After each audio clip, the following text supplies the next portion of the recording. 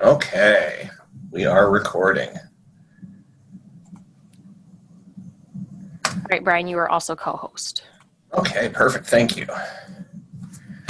All right, so I'm not sure if people were expecting a Photoshop primer, but I guess what I was really thinking of was basically how to use Photoshop to create figures for publication. That's really what I'm going to focus on in my slides and my little demo at least. But if you have questions, certainly let me know. So I'm just going to try and cover some important terms, things that people get confused sometimes, what software you can use. I'll try and do a quick live demo of how to make a basic figure, and then we'll have some time for Q&A.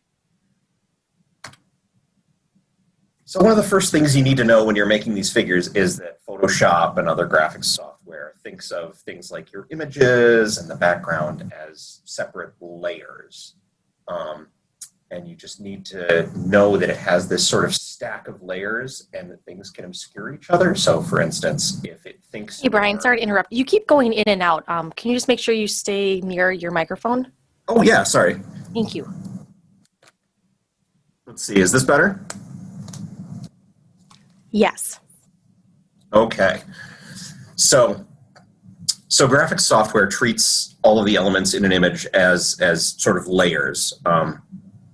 And then you just need to be aware of that when you're putting, say, labels or dividing lines. You need to make sure that the labels and dividing lines stay on top of the things that they're labeling, otherwise they can be hidden. Not a big deal, but sometimes it trips people up. And one of the big questions that people always ask is, what is DPI? You'll see it in all of the journal requirements. DPI is just dots per inch, basically how high detail your image is. And you'll also see PPI sometimes. That's used for monitors. It's basically the same thing, how many pixels or dots are in an inch of a given display or print. Why does DPI matter? Well, you'll see at 300 DPI on the left, which is what publications use, you can really see, cellular detail. This is zoomed in, obviously, but an inch of image looks like that. And at 72 DPI, which is probably what your monitor does, it's kind of a purplish blur. So that's why journals require such a high DPI. So the question comes up, what's the right DPI to use? This is adapted from a urology article, but basically you look up how large your image has to be. The journal should give those requirements. If you're in doubt, make it bigger than you need to. It's easy to downscale it. And they might have different DPI for, say, line art than they do for images. Usually it's higher for line art just to make sure those lines are sharp. And then you can calculate how many pixels you're going to need based on that DPI and size. Ensure that you've got enough pixels to work with, and then view it to make sure it looks good. So here are some rough numbers that they had in the Journal of Urology article. A full page width will be, 7 inches or so at 300 DPI. That'll be 2,000 or so pixels that you need. But if you're doing line art, you may need, 6,000 to 7,000 pixels. So just be aware of that. Another thing that often trips people up is file formats, what to save them as. TIFF is usually what journals want you to use because it doesn't lose detail. It'll be a larger image, but it's very good for printing. PNGs a lot of people will use, but journals don't often want those, just to keep things standard, I believe. And JPEGs actually lose detail. They're nice small files, but you don't want to use them for publication because they lose some of that sharpness. There are also some gotchas that even I run into sometimes. So a TIFF is just a container for images. There's a lot of different ways you can save it. So just so that people can open it and view it properly, you'll probably want to compress your TIFF just to make it easier for sending. It won't lose any detail. It's just sort of packing it tighter. And don't save layers. It'll often ask if you want to keep your layers. You don't need to do that. You can save another copy in Photoshop format. for making edits, and then flatten it basically and send off the single layer version to the publication. So there's two pieces of software that I've used to make figures. Photoshop is obviously the gold standard. Everybody uses it. It's well documented. The only downside is that you need to buy a license from U of M, OIT, or by yourself. It's about $108 per year per computer. The other one that I've used is called GIMP. It's got similar capabilities to Photoshop. You can download it for free. You can unzip it on any computer. The cons are that it's less widely supported. It's harder to find documentation and tutorials, and it's frankly, it's got a goofy name. So when you're making a figure, the basics, like the Journal of Urology article said, first thing is, how many pixels do we need? So this is an example I got last week from Dr. Williams, where she needed a 2x2 figure that was 180 millimeters wide at 300 dpi. So at just over 7 inches by 300 dpi, we need just over 2,000 pixels. And most of the scope cameras today produce images that are about 1,600 pixels wide. So 2x2 will start off with a 3,200 by 2,400 image and then shrink it down. So we'll want to create that new file in Photoshop. Make sure we're doing it at 300 dpi. Pixels per inch is the same thing. Get a big white canvas. We'll add some guides to help us place different elements in the figure. You notice that I've divided up 2x2. One horizontal guide, one vertical guide, each at 50%. Drag your images in there. Notice they sort of snap to the guides. And you might have to white balance the images. Sometimes they come out a little murky or dark. So you can create what Photoshop calls an adjustment layer. And then select, using your eyedropper, the sort of white point, someplace that is just clear slide, doesn't have any tissue on it. And it'll brighten up your image. And you'll want to do that panel by panel just to make sure that they're all receiving the appropriate adjustment. Finally, you can add your labels and dividing lines as you need. Looks like I left C off here, but and again, make sure that they're positioned above the images that they're representing, just so they show.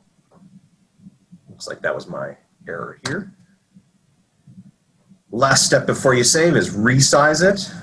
So remember, we had a 3,200 pixel image, but they only need 180 millimeters, so it comes out to 2126 by 1594. And that'll vary with your publication. Just check their guide. Finally, we'll save it. Often it's best to save 2 copies, like I said, one in Photoshop format so you can lighten, darken, change labels as you need, and another in TIFF format without the layers and compressed, so it's easy to send off for review. So I'll try and give you a quick demo. Are there any questions right now, or I can show you sort of the process I walk through to make a... Brian, go through it so step by step. So... Hey, Brian, there is a kind of sinusoidal amplitude modulation in your microphone that is going on constantly, so you're kind of going in and out. I don't know if this is a microphone issue or something else. Am I still cutting in and out? Yes. Okay. Let's see. Is this any better? Yeah, I think if you continue, we'll Okay. realize. Yeah. All right. So can everybody see my Photoshop screen here? Yes. Like I said, you'll get your dimensions basically from the images you're starting with. I like to start off larger than I need. It's easy to scale down. So we'll go 300 dpi. 3,200 pixels by 2,400, so 2 by 2 images. Create. And then again, because it's 2 by 2, we'll want to add guides to sort of help us position things. So say 50%, or you can enter it in pixels if that's easier. Sometimes pixels are more precise, but I don't always want to do the calculations in my head. So in this case, I will create horizontal and vertical guide.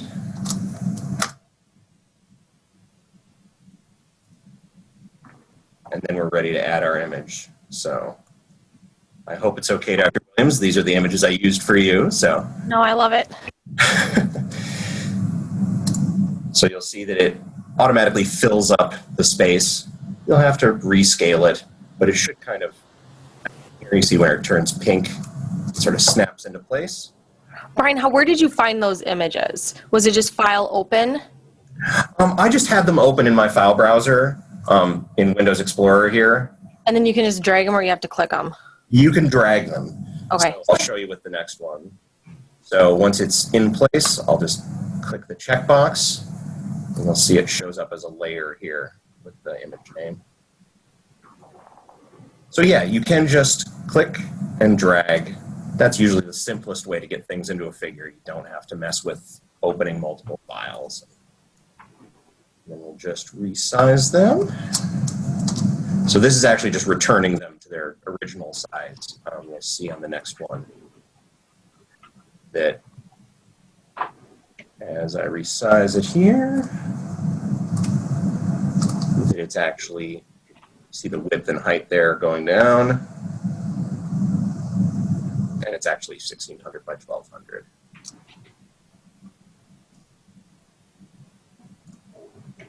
All right, check that. And we'll drop the fourth one in here.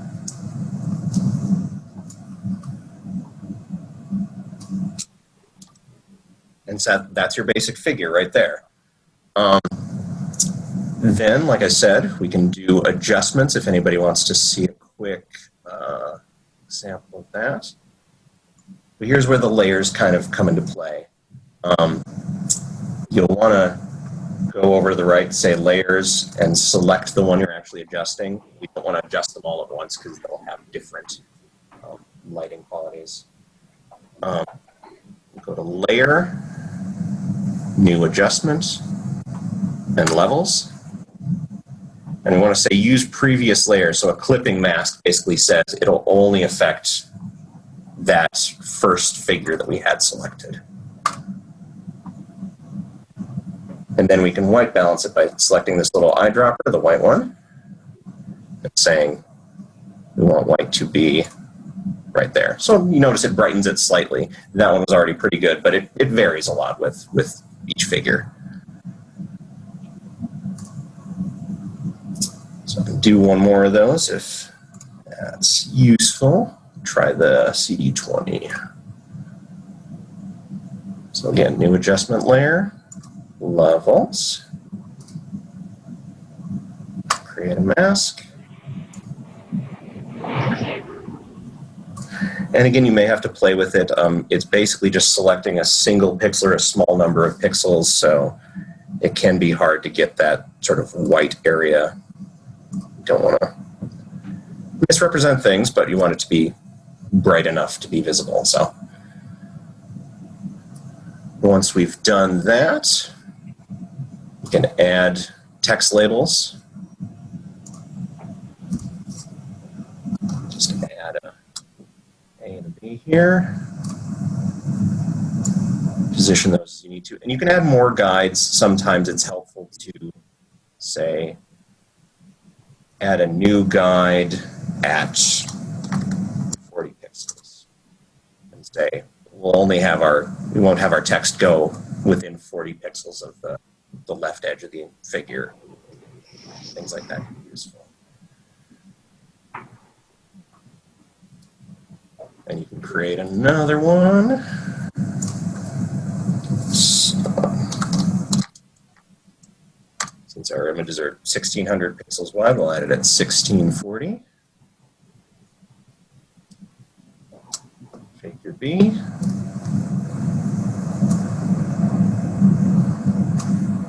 And then it's nice and in line with A. And then you can add dividing lines if you so choose. They'll basically follow the guides here. You can see I've sort of stretched it away from the guide just to make it visible. But if you hold down the Shift key, it'll just lock it there. You can control the width up here. 20 pixels seems to be pretty good, but you may have to play with it just to suit what you're looking for. Zoom in a little bit so you can see the actual lines. So once we've basically got all of the components of our figure, we'll resize it. We'll go to Image and Image Size. And you'll see that it's 270 millimeters. We need to get that down to 180. Say OK. And then we can finally save as.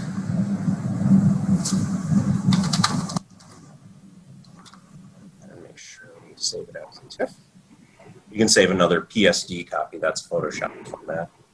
And make sure we turn off the layers, like I said, just because some image viewers do have trouble with dealing with those layers. I want to make sure we do compress it, just to save a little space in our email. Say OK. And then we'll notice that. Oh, save it.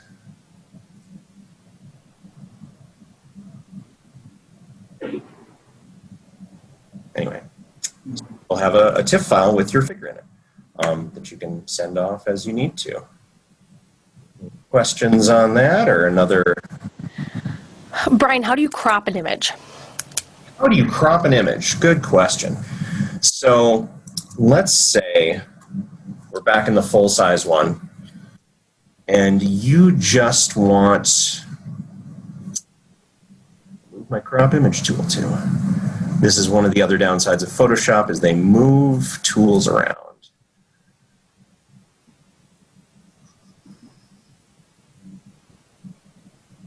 Oh, goodness. Where did we put it?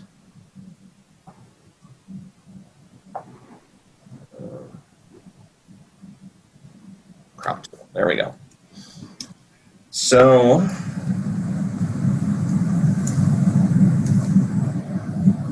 you can, I would open it separately actually. Let's go back and do that. Usually that's a better way than doing it within the figure here. Cancel this. So let's say we want to open one of those figures.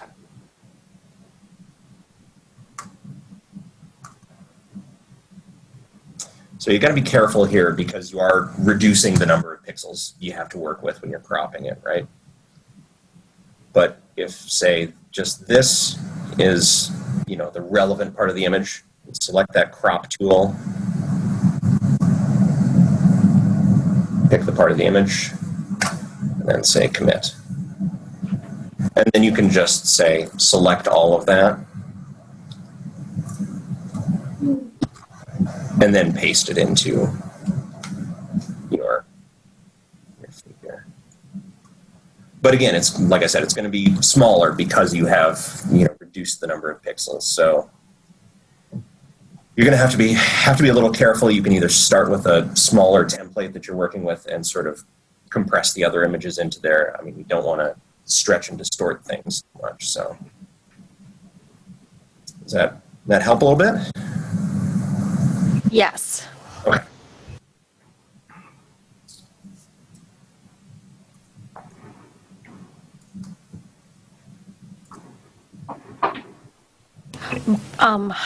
When you made the dividing lines, Yeah. you have to make sure that you're doing it on the most superficial layer so then the dividing lines show up in front of all four images. Yep. So you'll see, I think this CD3 is actually in front of some of them. So you Okay. might drag it down and you'll see that they sort of pop out in front of it. So yeah, you want to make sure. Drag layers. Okay. Yep, you can drag layers. So like I said, it's really just a stack of things. So you want to usually make sure your images are toward the bottom of that stack and your labels and dividing lines and such are at the top, just so they're visible.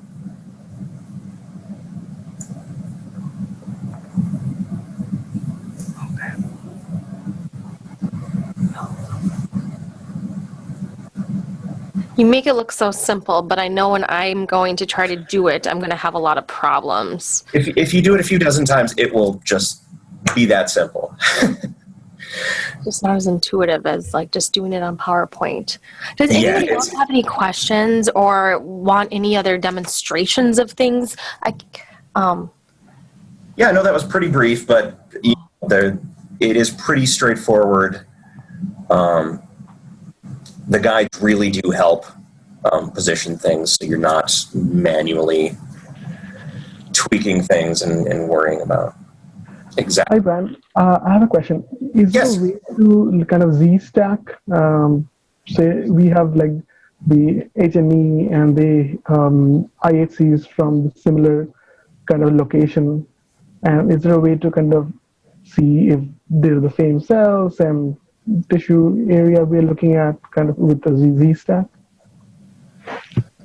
Ooh, I think that might be outside of Photoshop's.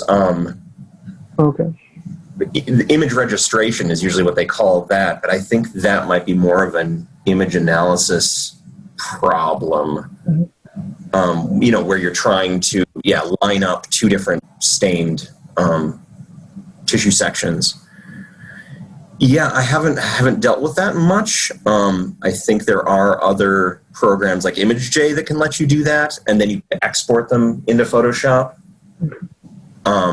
But I don't think Photoshop is really designed to do sort of registration tasks like that, as far as I know.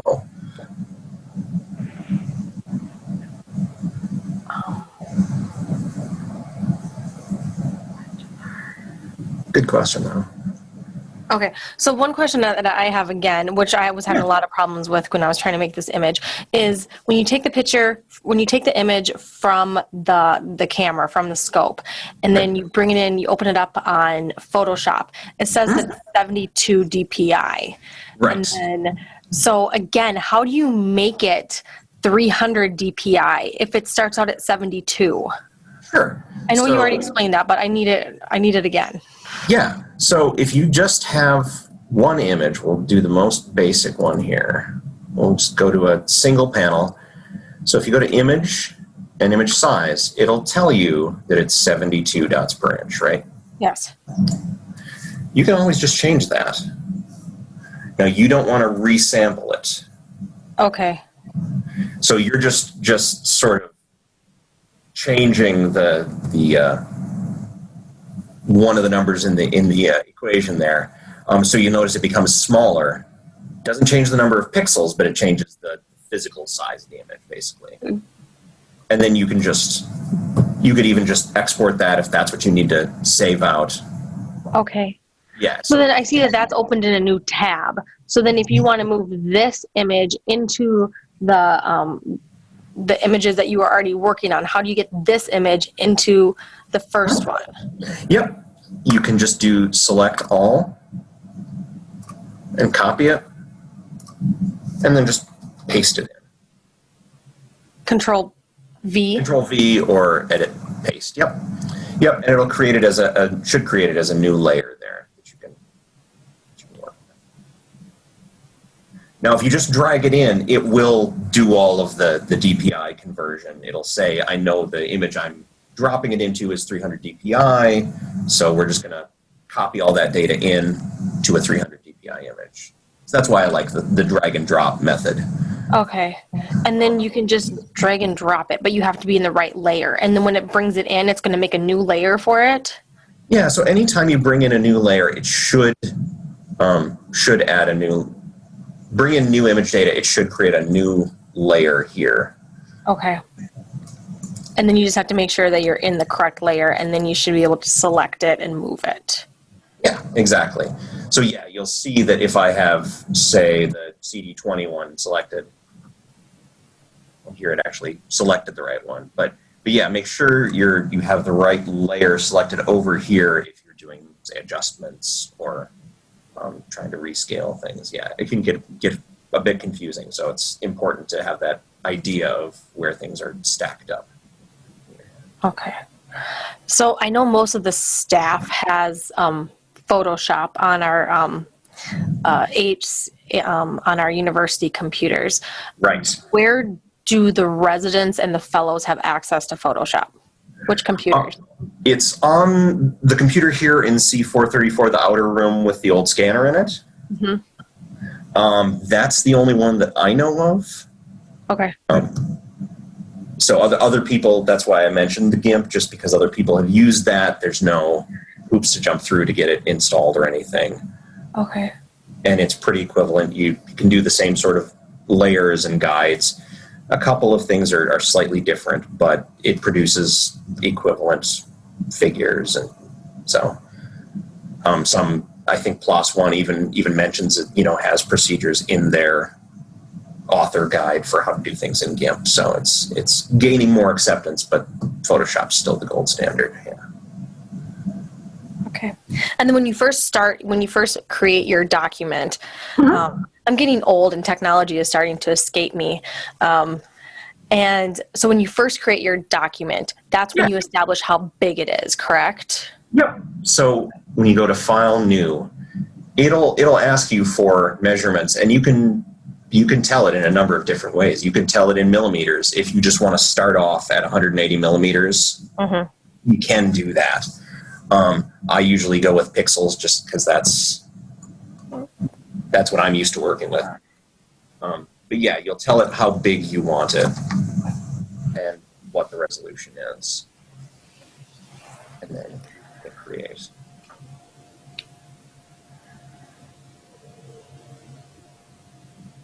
And you'll see the resolution. Okay. All right. I know I'm going to have to call you again in the future to help me. Yeah, are there any other folks have questions or stuff I've skipped over? Okay. All right.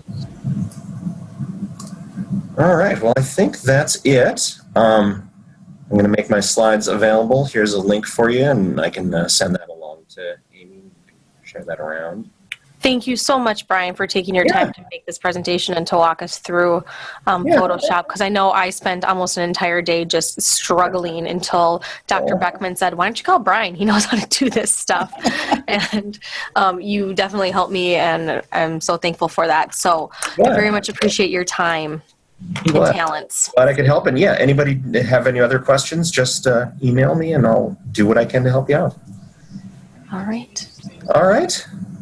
Thank you all for taking time out of your lunch, and have a good afternoon. Thank you. Thanks.